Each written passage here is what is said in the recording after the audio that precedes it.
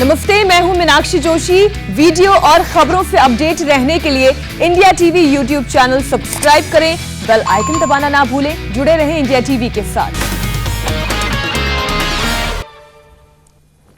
नमस्कार, मैं हुसैन रिजवी। नमस्कार, आपके साथ मैं हूं मीनाक्षी जोशी। हिंदुस्तान में कोरोना के संक्रमण की सुनामी कहर बरपा रही है। हर दिन सारे रिकॉर्ड ध्वस्त हो रहे हैं। हालात ऑल इंडिया इमरजेंसी के हैं।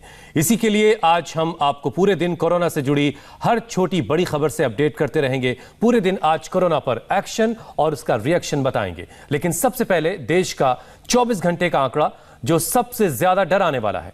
24 घंटे में करीब 3.25 लाख लोग कोरोना पॉजिटिव पाए गए हैं और मौत का आंकड़ा लगातार दूसरे दिन 1500 से ज्यादा है। पिछले 24 घंटे में कातिल वायरस ने 1600 से ज्यादा लोगों की जिंदगी छीन ली। हालांकि कोरोना से ठीक होने वाली संख्या भी 1,43,000 के आसपास है और यही आंकड़ा हिंदुस्तान को उम्मीद देता है कि कोरोना से लड़ना है, उसे हराना है। अब भारत में कोरोना के मरीजों की कुल संख्या 1.5 करोड़ के पार चली गई है। हिंदुस्तान में इस वक्त कोरोना का सबसे खतरनाक ट्रेंड नजर आ रहा है। 5 दिन से 2 लाख से ज्यादा केसेस सामने आ रहे हैं और अब कोरोना का ये मीटर 3 लाख की ओर बढ़ रहा है। केवल 5 दिन में करीब 12 लाख केस देश में रिपोर्ट हुए हैं, जबकि 6,500 से ज्यादा लोगों की 5 दिनों में कोरोना के कारण जान गई है। कोरोना की स्पीड जिस शहर को इस वक्त सबसे ज्यादा डरा रही है वो देश की राजधानी दिल्ली है, जो अब महाराष्ट्र की राह पर चलती नजर आती है। हर दिन के साथ हालात बहुत गंभीर होते जा रहे हैं। 24 घंटे में दिल्ली में रिकॉर्ड 25,000 से ज्यादा केस रिपोर्ट हुए, जबकि 161 मरीजों की जान चली गई। यानी हर 1 घंटे में दिल्ली में कोरोना से 7 लोगों की मौत हुई। इससे आप समझ सकते हैं कि दिल्ली में खतरा किस तरह के हालात पैदा कर रहा है और एक तरह का ये सायरन है जिसे हम सबको सुनना बहुत जरूरी है। दिल्ली में कोरोना से हालात किस कदर खराब हैं, बिगड़ रहे हैं, ये समझने के लिए आपको बीते 24 घंटे में दिल्ली की कोरोना रिपोर्ट देखनी होगी, जहां पर दिल्ली में से 10 में करीब 3 शख्स कोरोना से पॉजिटिव पाए गए हैं। और चिंता की बात यह है कि लगातार टेस्ट की संख्या दिल्ली में गिरती जा रही है, पॉजिटिविटी रेट बढ़ता जा रहा है। पिछले 24 घंटे में 85,620 टेस्ट किए गए हैं, जिनमें करीब 30% लोग संक्रमण के शिकार मिले हैं। दिल्ली में कोरोना के बढ़ते केस पर बहुत बड़ी खबर है। कोरोना से दिल्ली के हालात पर हर पल खराब हो रहे हैं। ये बात खुद दिल्ली के मुख्यमंत्री अरविंद केजरीवाल ने कही। सीएम केजरीवाल के मुताबिक दिल्ली में सिर्फ 100 आईसीयू बेड बाकी बचे हैं। ऐसे में उन्होंने केंद्र सरकार से तुरंत 7,000 से 10,000 बेड अलॉट करने की अपील की है। अभी दिल्ली में जो कोरोना की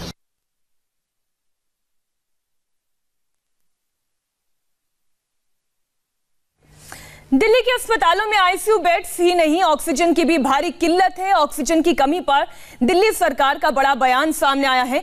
डिप्टी सीएम मनीष सिसोदिया के मुताबिक कुछ अस्पतालों में सिर्फ 3 से 4 घंटे के लिए ही ऑक्सीजन सप्लाई बची है। सीएम केजरीवाल ने भी ऑक्सीजन की कमी पर बड़ी बात कही है। केजरीवाल ने दावा किया है कि दिल्ली के हिस्से की ऑक्सीजन दूसरे राज्यों को दी जा रही है।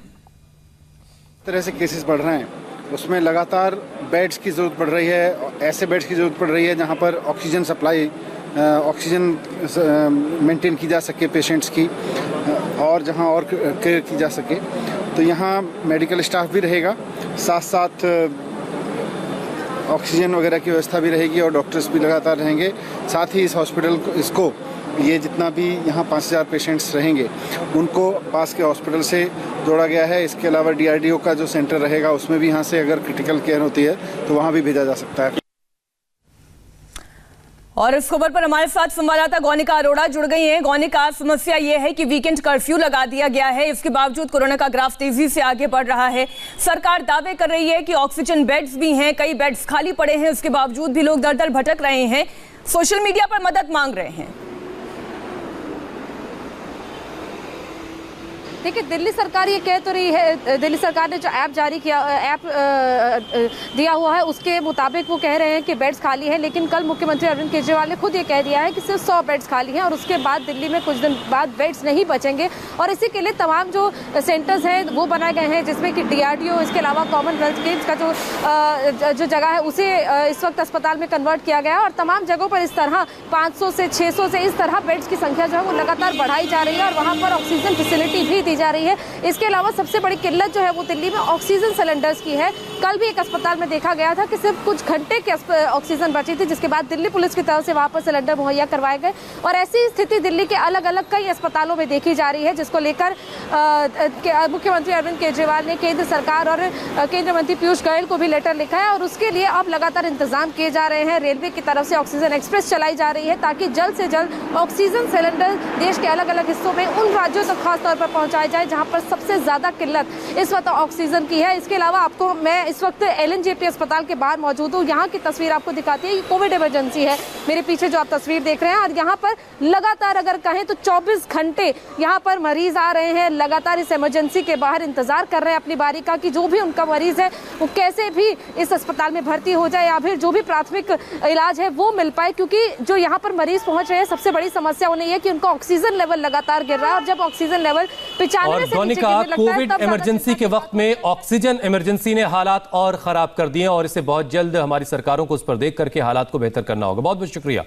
कोरोना पर अगली बड़ी खबर महाराष्ट्र से है, जहां लॉकडाउन जैसी पाबंदी के बाद भी कोरोना आउट ऑफ कंट्रोल है। 24 घंटे में 68,000 रिकॉर्ड केस निकले हैं, लेकिन जो संख्या सबसे ज्यादा डराने वाली है वो है मौत की। महाराष्ट्र में 24 घंटे में 500 से ज्यादा मरीजों की जान चली गई। महाराष्ट्र में कोरोना का सबसे बड़ा हॉटस्पॉट इस वक्त पुणे है, जहां कोरोना का ब्रेक फेल हो चुका है। पुणे में 24 घंटे में 12,000 से ज्यादा नए केस मिले हैं और 116 मरीजों की मौत हुई है। मुंबई में कोरोना की स्पीड तो फिलहाल कंट्रोल में दिख रही है, लेकिन अस्पतालों की हालत बहुत ज्यादा खराब है। 24 घंटे में केस 8,500 निकले हैं और 53 लोगों की मौत हुई है। लेकिन अब मुंबई के अस्पतालों में ऑक्सीजन और बेड्स की कमी साफ दिख रही है। मुंबई के भाभा हॉस्पिटल समेत कई ऐसे अस्पताल जहां मरीज ऑक्सीजन की कमी की वजह से बेहाल हैं। कुछ जगह तो मरीजों को ऑक्सीजन के साथ लोगों को यह कहा गया है कि मुंबई के हॉटस्पॉट पर भी आप नजर डालें। 3 शहरों में हालात बेकाबू नजर आ रहे हैं, जिनमें पुणे, मुंबई, नागपुर। आप देखिए स्थिति, 12,707 केसेस पुणे में, मुंबई में 8,479 केसेस रिपोर्ट हुए हैं, तो नागपुर में 7,107 केस और मौत का आंकड़ा भी यहां पर डराने वाला है।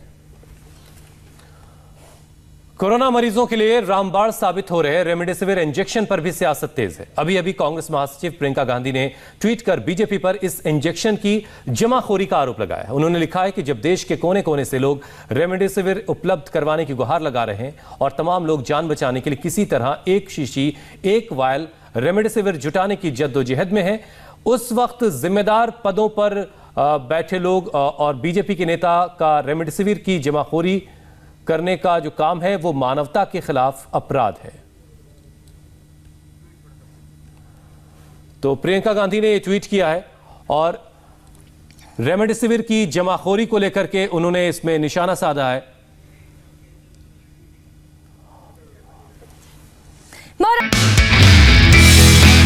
नमस्ते, मैं हूं मीनाक्षी जोशी। वीडियो और खबरों से अपडेट रहने के लिए India TV YouTube channel subscribe करें, बेल आइकन दबाना ना भूलें। जुड़े रहें इंडिया टीवी के साथ।